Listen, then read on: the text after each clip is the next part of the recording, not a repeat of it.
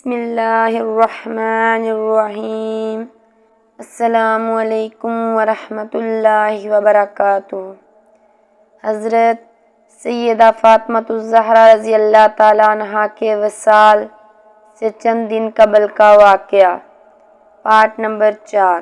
کسی شاعر نے کیا خوب کہا، اس در کے خادموں کی فضیلت تو دیکھیے، اس در کے خادموں کی فضیلت تو دیکھیے، مور و ملک سبھی ہیں غلامان فاطمہ۔ قول عمل میں فعل میں ہیں باپ کی طرح، قول عمل میں فعل میں ہیں باپ کی طرح، میرے لیے حدیث ہے فرمان فاطمہ۔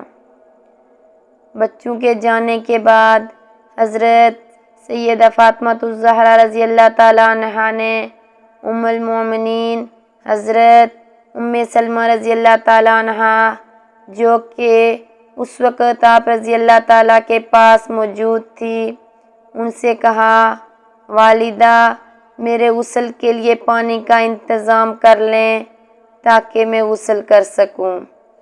ام المومنین حضرت ام سلمہ رضی اللہ تعالیٰ عنہا نے پانی کا انتظام کیا اور حضرت سیدہ فاطمۃ الزہرا رضی اللہ تعالیٰ عنہا نے غسل کیا۔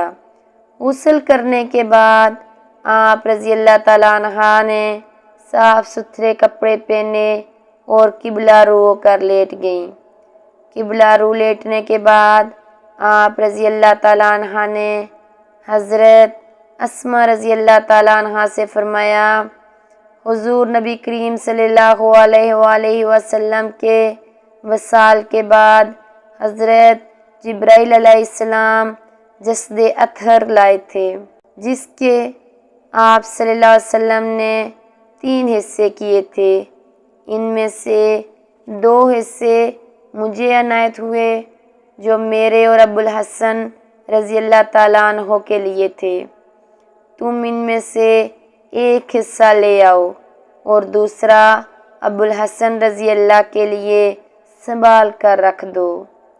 حضرت بنت امیس رضی اللہ تعالیٰ عنہا کے جانے کے بعد حضرت سیدہ فاطمۃ الزہرا رضی اللہ تعالیٰ عنہا نے حضور نبی کریم صلی اللہ علیہ وسلم کی امت کے گناہ گاروں کے لیے دعا فرمائی اور اپنے بچوں کے لیے دعا فرمائی۔ پھر آپ رضی اللہ تعالیٰ عنہا نے کلمہ پڑھا اور اپنی جان آفرین کی۔ ہر روز ایک پارٹ اپلوڈ کیا جائے گا، اس لیے چینل کو سبسکرائب کر لیں تاکہ بر وقت ویڈیو آپ تک پہنچ سکے۔